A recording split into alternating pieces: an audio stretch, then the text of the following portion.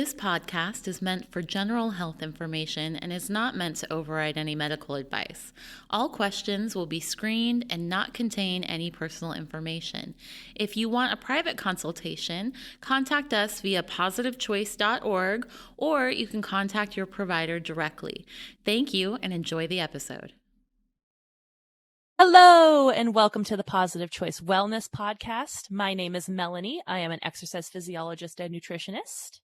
And my name is Kimberly, and I'm a registered dietitian. Woohoo! Welcome back, Kimberly. How are you doing today? Thank you. Doing good. How are you? Pretty good. I'm excited for our topic today. Me too. Inflammation. Yeah, I know. It's oh gosh, I get these questions constantly about inflammation. And I know a little bit, but I feel like talking to a dietitian was probably our best method right now. Because I think I didn't go to school for that. So I have whatever classes I did take, but you definitely have the brunt of the information, I think, at least most of it. Yeah. We'll get into some good stuff for sure. Putting you on the spot. You're going to know everything. This is going to happen. No pressure. No pressure. Okay. Well, so firstly, I, as everyone should know, love to make definitions. So what is Yes. let's start with that. What is inflammation? That's a good question to start with, isn't it? Well, yes, it is. Let's define it.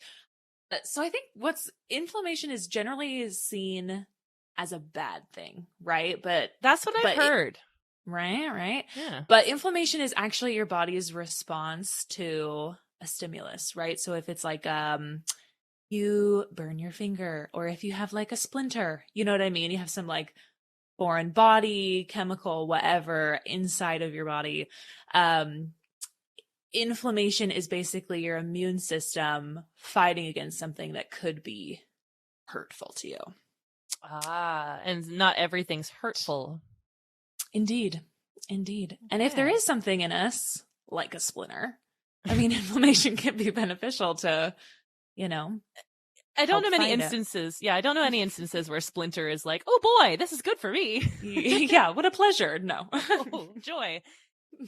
Yeah, because, the reason why I guess people probably associate inflammation as such a negative is because we think of it as in quite the literal form of like, I'm cut, now my arm is inflamed or whatever. And we know it's painful, uncomfortable, stiff, swollen, red, puffy. The first thing I think when I hear inflammation is, ouch, quite literally.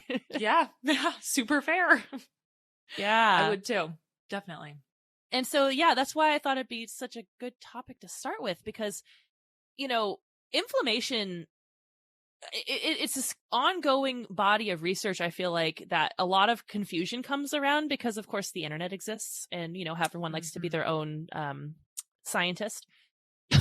So there's some definite confusing information out there, and I want to kind of clear the air and get into all we need to know about inflammation, what it does to us, what's happening in the body, if we want to get into the mechanisms of it, and what can we do to fight it? What are the myths around it? Just general everything. Yeah. All inflammation. Love it. Yeah. Absolutely.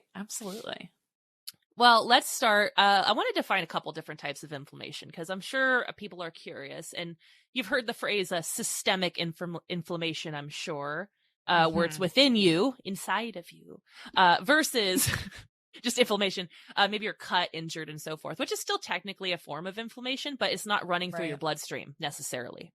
Yeah. And we're not going to focus on like the wound part of this because obviously we're a health and wellness podcast, and that is great, but also not what we're talking about. We're going to talk about the nutritional side of things, the fitness side of things, the good stuff. And what kind of things are out there that can cause like systemic inflammation? Like when you are physically inflamed, what are the things out there that like make you inflamed? That is a good question. And it is, generally lifestyle related, right? So there are a lot of things out there that definitely promote more inflammation inside of our bodies than others. And one of the large factors, at least I would say, of course, I'm biased as a dietitian, but a large factor would be the westernized diet. Tell me more. Yeah, right. So for anyone who's not familiar, the westernized diet is very much standard, I would say, in the United States in terms of like, staple foods we consume as a culture. And what it's characterized by is foods that are high in saturated fats, high in sugars, low in fruits, vegetables, fiber, right? Whole grains, that kind of thing. So higher in processed foods, nutrients that our body doesn't need in copious amounts versus lower in the nutrients and everything that we do actually need more of. So yes, the westernized diet can be a big component, I would say, and at least the starting steps of some of that inflammation that can come in our system. Well, shoot. I don't know what we're supposed to do. We live in the westernized society, so okie dokie. Well, they got that going for us. Okay. Yeah. we're kind of in a pickle here. So now that we live in this country that is providing us with this extremely quote unquote healthy diet, are there specific, obviously processed stuff, specific things that cause inflammation, or is just processing in general? That's a good question too. There's definitely specifics. I would argue that processed food in general, yes, can just be a big culprit because, the less natural something is, the more stuff it's added to it. So, processed food in general, yes, can definitely be a contributor, but some other nutrients to specifically keep in mind are things like saturated fat. So saturated fat is one of those less healthy forms of fat. We still definitely need it. We just don't need a crazy amount of it every single day. Don't we get a sufficient amount from just if we eat animal products, we get a sufficient amount that way? Exactly. Yeah. Yeah. And that's if we don't go too hard or too crazy, right? With don't go too hard on the butter. You know. Exactly. Yeah. Too much butter, or, some people eat the fat trimmings off of their red meat or whatever. That's the kind of stuff we could cut out. You know what I'm saying? Yeah. So yeah, a higher intake of saturated fat has been linked to inflammation in the body. Fun. Yay. Right. Trans fats as well, which trans fats are a fun one. Yeah. They are, prevalent in some foods, and there's, kind of loopholes on the nutrition fact label. So we really have to be reading our ingredients list for that one. And not that we're going to get into, right? Yeah, not to get into the trans fats, but just one thing I want to mention for folks, because I'm sure someone's well, they banned it, so we're fine. If you didn't know, as of 2018, they implemented a ban on trans fats, and all companies had removed trans fats from their products by 2021. And turns out when you deep fry anything, you make trans fats. So it's not on the packaging, quote unquote. If you were oh, look, chips, yay, they're trans fat free. Yeah, before they were fried. So I just wanted to add that little disclaimer here that yes, we have not removed it from our foods. So I'm sorry if you like fried food. I have taken my javelin and burst your bubble from afar. It's my job. Anyways, continue, Kimberly. Right. We deliver the fun news.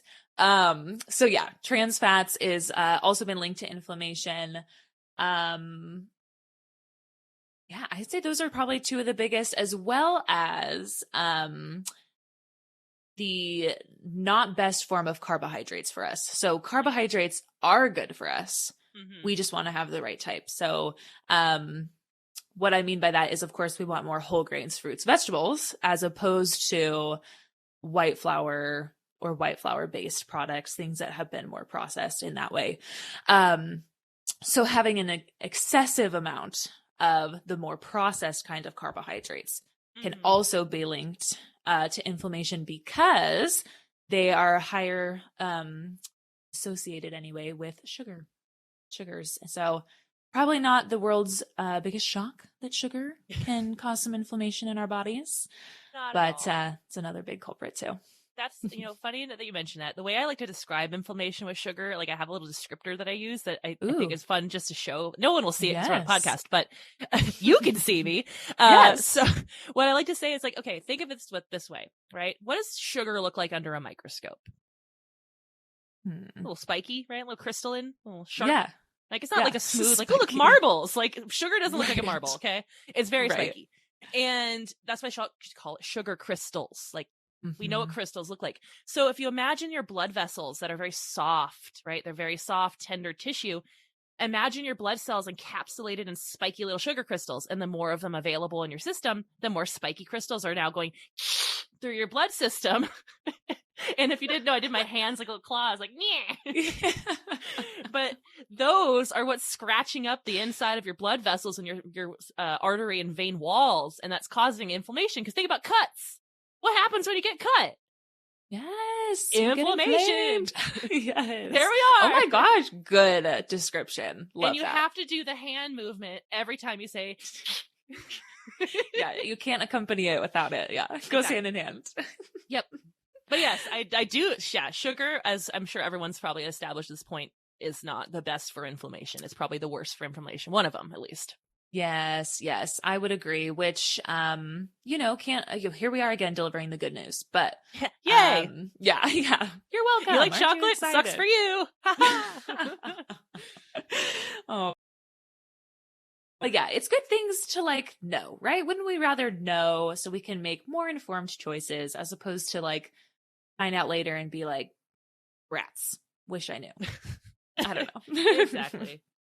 So yeah, and I mean, it's okay. We got pretty much high fat animal products. We have highly processed carbohydrates. We have trans fats and excessive saturated fat. Anything else? Yeah, there's definitely some other things. So things like there have been some studies done on people who consume excessive amounts of calories. Now, I think that a lot of these factors are multiple things combined, right? So people who are potentially overeating too many calories, odds are they're getting in more saturated fat as well, or sugar or whatever, right? So a lot of things go kind of hand in hand. But there have definitely been studies done on folks who have started with a baseline of a higher amount of calories. They put this group of people on a lower amount of calories by about 30%. So they reduced it a significant amount, but keep in mind these folks' intakes was quite high at the beginning. And what they found was that lowering these people's calories actually increased their increase. It actually reduced naturally their body fat, reduced their abdominal obesity, so that visceral type of fat, which can also, which is bad, right? We don't want excessive amounts of fat around our organs, as you can imagine. So anyway, they've also found that this group of people had reduced markers in their bloodstream for inflammation. So if you eat in general too many calories, cutting back can also help reduce inflammation in your body. I did not know that. That's actually really interesting information. I know. So kind of cool. Again, whole health picture, right? Multiple factors that go into that, but just kind of neat to see what they come out with when they do these studies. Now, I want to throw a curveball in here just because that's how I roll. Do it. Yes. Gluten. Y'all heard of gluten. I want to hear about gluten. So we hear a lot of information as far as gluten being bad for us, right? And for some context for folks, what gluten is, it's what makes bread good. If we're going to get into well said. Yes. I think that's what makes bread good. Otherwise, you get a hockey puck of sadness. So, yes. So gluten is essentially this protein net that is created when you need, it's specifically found in wheat-based products. So when you need wheat-based products, the gluten is then released and starts to become sticky and attaches to itself and creates a netting. So when bread rises, it creates those air holes that we love so much that makes it fluffy and delicious. And they now are, well, not they, general people now are starting to say that, well, no, I'm sensitive to gluten. Gluten's causing inflammatory problems in me. And I want to know what you know about that. what do you know about gluten as far as inflammation is concerned? Yeah. Gluten's such an interesting one because it kind of started trending as a fad It can diet, be trotting. right? Yeah, it's fine. It can be trotting, yeah. New terms. Yeah. We make up words in this podcast. We're smart. No big deal. So gluten started kind of trending, or gluten-free anyway, started trending as more of a fad diet, right? Where people just automatically assumed cut out gluten. Yay me, I'm going to lose weight essentially, or at least like the products I'm eating are healthier. And you know, the truth of the matter is, if you are not diagnosed with some kind of condition, right, where you cannot consume gluten, like celiac disease, or if you haven't been diagnosed with like a gluten sensitivity, gluten is not harmful for you. Gluten is definitely something that we can consume. It could be one of those things where it gets a bad rep because it's found in carbohydrates, and carbohydrates are getting a bad rep in general. But again, kind of like we said earlier, it's the type that you consume is what's important. Well, the amount obviously as well, but the type, the quality of the carbohydrate that you're consuming is really important. White bread versus whole grain bread, right? Exactly. Brown rice versus white rice. Yeah, and I always find gluten such an interesting one because a lot of people do claim to have like sensitivities or intolerances to it, but they're self-diagnosed. They're not going to a doctor getting any diagnosis. They just go, ooh, when I eat wheat, I feel gross. And it you know, you make a fair point, and I think it is a very interesting way to look at it, you know, when you're like, well, yeah, all these people who removed gluten from their diet, where's gluten found? I don't know. Processed bread. You remove bread from your diet, you start losing weight. Weird, you feel better, right? It's right. Yes. Yeah. If you're cutting out more of a processed food source for you, naturally you're going to feel better because you're getting less, you know, added sugars or these fillers or whatever. So yeah, you're totally right. Could, as outside of a diagnosis, we could potentially say, not the gluten that's inflammatory, it's where the gluten is coming from that's inflammatory. Right. Yeah, gosh, you know, and it's like I respect people who are like, no, I just can't do it, and that's fine. Like you eat the way you want to, and we're not going to stop you. But if you're avoiding gluten because you think it's making you healthier, there is not necessarily any evidence that could support that. You know, because it could just be, you know, if you get whole grain, like minimally processed bread, it's still going to be a little processed, but minimally processed bread, it'll be significantly better for you than, let's say, a cream-filled pastry. Yes, exactly. You got to pick and choose your sources, right? Where they're coming from. Absolutely. Now, I want to add another question to this because we might as well. Nightshades. So I know those have come up on and off again over the last couple of, like 3 or 4 years. You know, nightshades are bad. Nightshades are good. First off, we hear about it causing inflammation, but what's a nightshade? So nightshades is an interesting one. They're basically a botanical family of foods, so plant foods, right? And they contain certain compounds that people believe to be inflammatory. So largely these nightshades are found in tomatoes, potatoes, but not sweet potatoes. So like a standard white potato. Thank you. Standard russet, potato. that kind of stuff. I can't think of. There we go. Russet. Your standard issue potato, okay? Gee whiz. Eggplant, bell peppers, and then spices that can be sourced from peppers like cayenne and paprika. So, while nutritious foods, basically they're saying that these nightshades contain particular compounds that can promote inflammation. I think the jury's still out on it as far as like research goes. But basically what they're saying is those compounds in these foods in high amounts can be what's hazardous, like in a big dose. Yeah. Yeah. But I don't think anyone's going to eat that much of those foods to get any sort of problems from that realistically, right? Right. These are the types of foods that I would argue, with this exception of potatoes, probably we don't get in like a high volume every single day.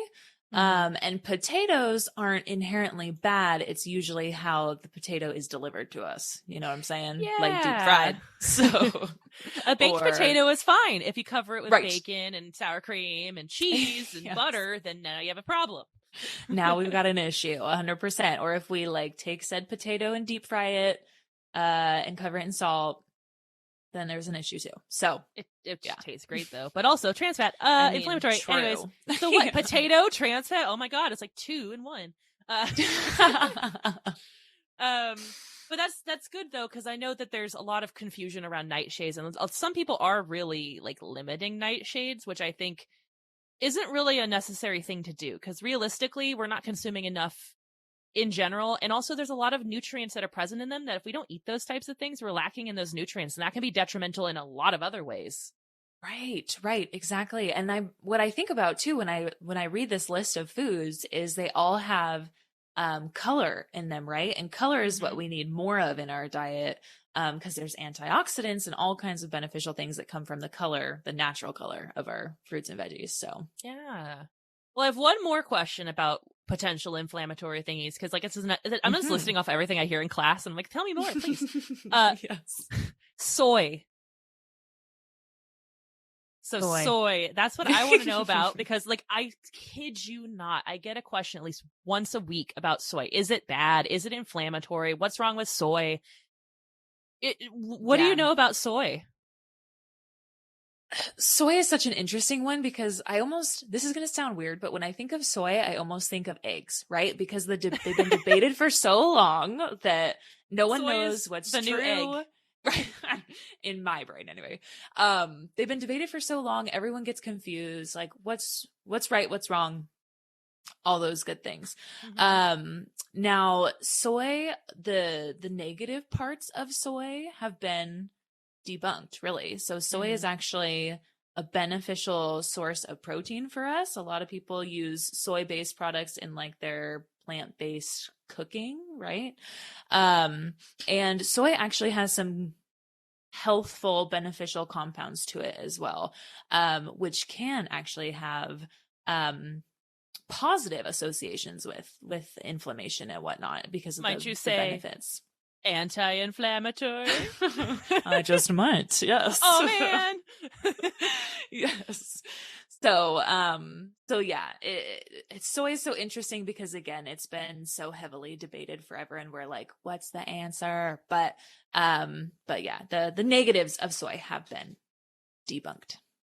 Well, that is good, because Yeah. like I like me some tofu, and I like me some miso and all that stuff. So it's good to know this, because I meet these people who are gluten free and soy free and plant based, and I think, where are you getting your protein? Like, that's everything. Yeah. Well, it's not everything, but it's most things. And it Yes. limits your diet significantly when you cut those things out, because soy is in almost everything. Right. And if you're trying to Absolutely. avoid it, and if you're trying to avoid it because in your mind it's inflammatory, that's what we're here to tell you is it's not, thankfully. If you're avoiding it for other reasons, by all means. But generally speaking, I think a good rule for soy, just go for organic and you're good to go, right?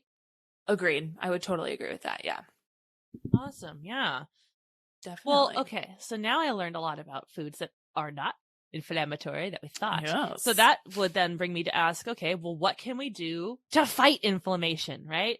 Get the fisticuffs? Yes. Yeah. Put them up. Absolutely. So just out of curiosity, if someone from class asks you that, what's kind of like some of your go-to, like, this is something that helps us fight inflammation in our body? Exercise.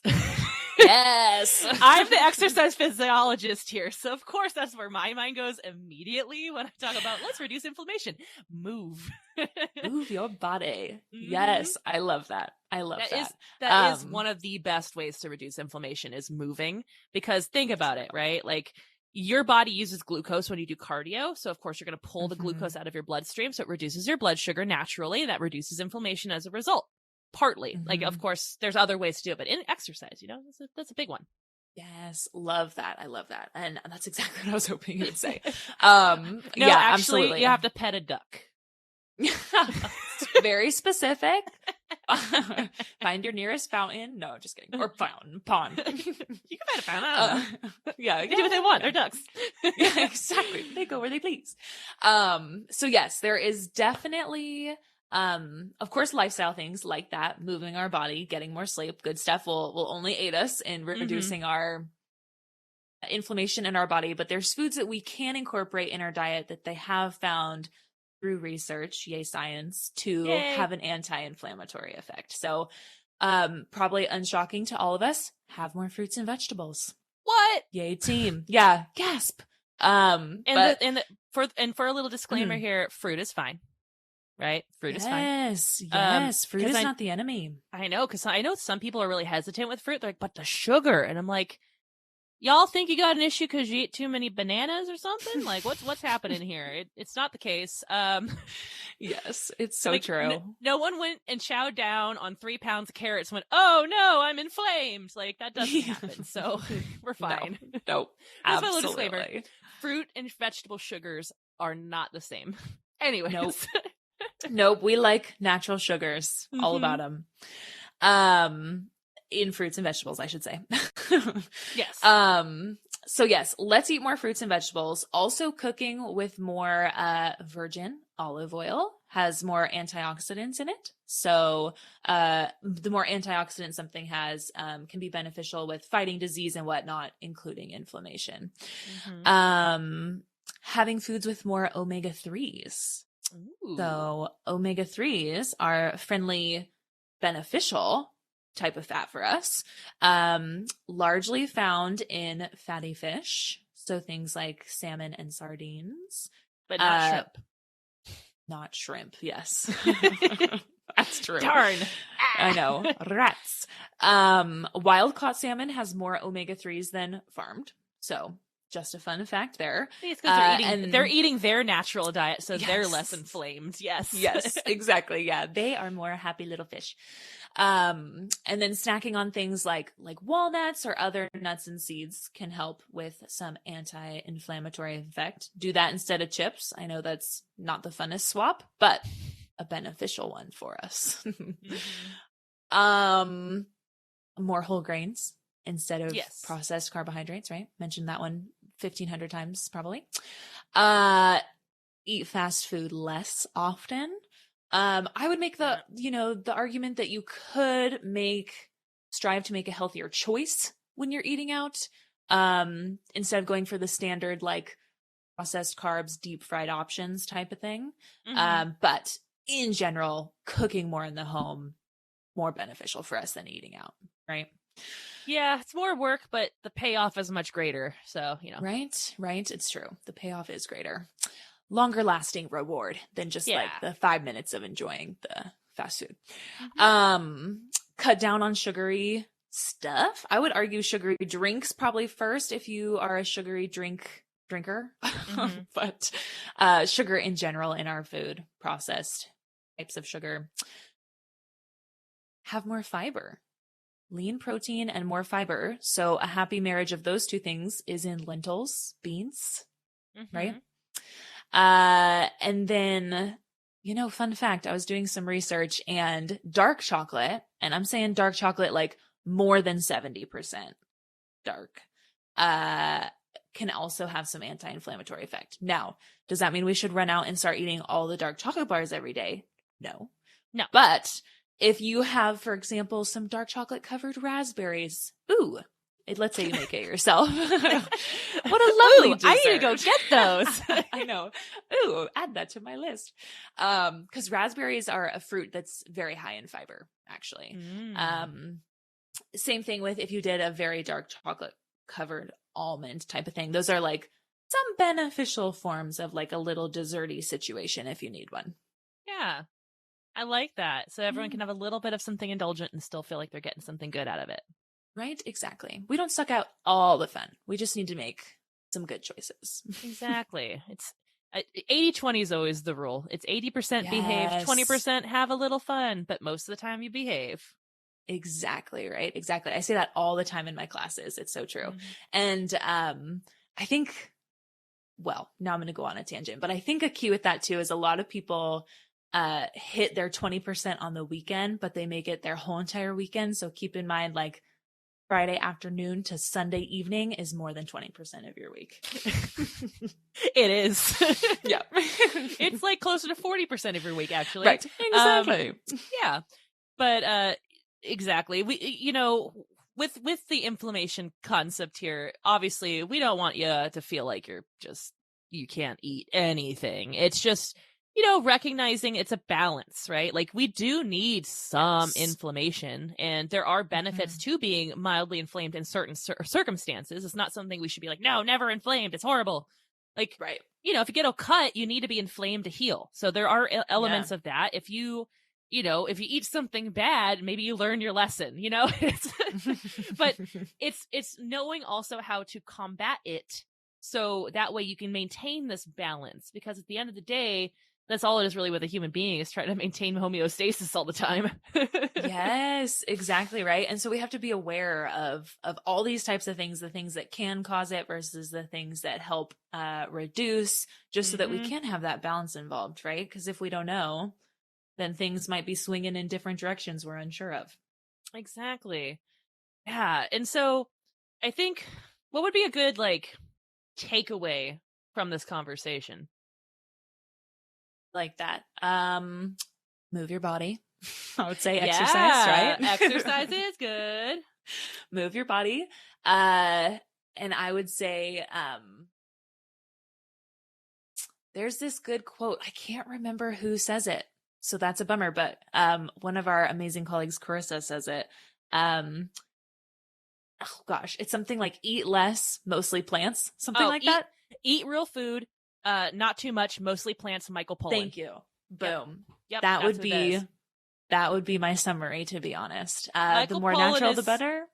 Yeah. Michael Pollan's like that guy. He's that guru for like, just be real. Eat real food. Yes. Eat real food, mostly plants, not too much. And I'm like, I Thank live you by for that. Perfect. Yeah. Yes. Oh yeah. Eat I live real by food, that quote. Mostly plants. Yes. Yeah. It's a good one. Comes from his book called In Defense of Food. It's actually a very, very, very good book. And there's a documentary about it as well. So like, okay. Love not that. Affiliated with him at all. We're just saying it's a good one to watch if you want to. You have to pay for it though. Props for some knowledge. Yeah. Yeah. But yeah, this is good stuff. And I think that is a good takeaway. Like, you know, be human, be as healthy as you can be. Don't be perfect. No one is. Yep. Don't read and believe everything you see on the internet. Because obviously the internet, because gosh, like we were saying, like, is this reliable? I don't think so. Yeah. Absolutely. We have to be critical consumers when we are looking at the internet. Yeah. So, you know, finding that. And of course, if you want like specific help with specific things, you can always reach out to a dietitian and get a one-on-one appointment to kind of discuss stuff if you're concerned, or if you think you're inflamed. Your doctor can run a blood test to see if you have any inflammatory markers and whatnot. So there are ways to test you for it. But I would say probably majority of the American population is a little inflamed, considering our diet's pretty terrible in general as a whole. Yeah, it's probably not a super bad assumption, to be honest. I don't know, just a thought, because I hear a lot of people who are like, I went to Italy for the week and oh my gosh, I felt so good and I was eating pasta every day. Yeah, and it's like, right? I don't know, man. Maybe you're moving more. Who knows? Like there's so many factors. Yeah. Gosh, you know, actually I have one more thing I wanted to ask you about. Now that I just think about it, because I hear this another one. People are like, isn't red wine anti-inflammatory? Ooh, okay. This is actually awesome because I was just asked this in class the other day. Oh, good. And yeah, let's make more people sad. Come on, let's go. Yes, I know. Hit me. So yeah, red wine. The reason why that's believed is because of the, antioxidants and things that are present from the red grapes in the red wine. Yes, and resveratrol. Yeah, exactly. Thank you. I can never say that right. Anyway, to full transparency, alcohol, not fabulous for us, regardless of if we think there's some of those beneficial compounds in there. Alcohol is something we could probably talk about for ages. So alcohol, not the best for us. You're much better off actually consuming the source of the red wine and get that resveratrol in there, which you would also find, in other red colored fruits or vegetables as well. Or just grapes. Or just grapes. Exactly. Freeze your grapes. A lot of people like to eat frozen grapes. Yeah.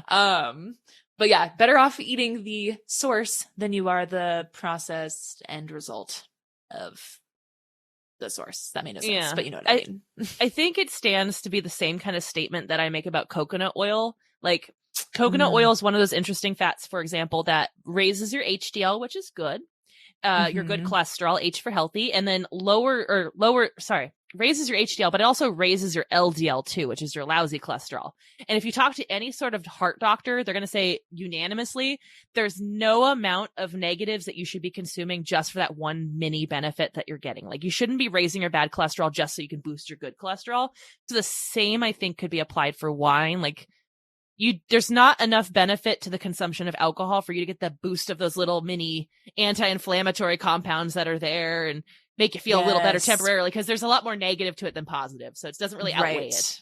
Right. Exactly. The cons are like super up there. So gotta pick and choose your choices there.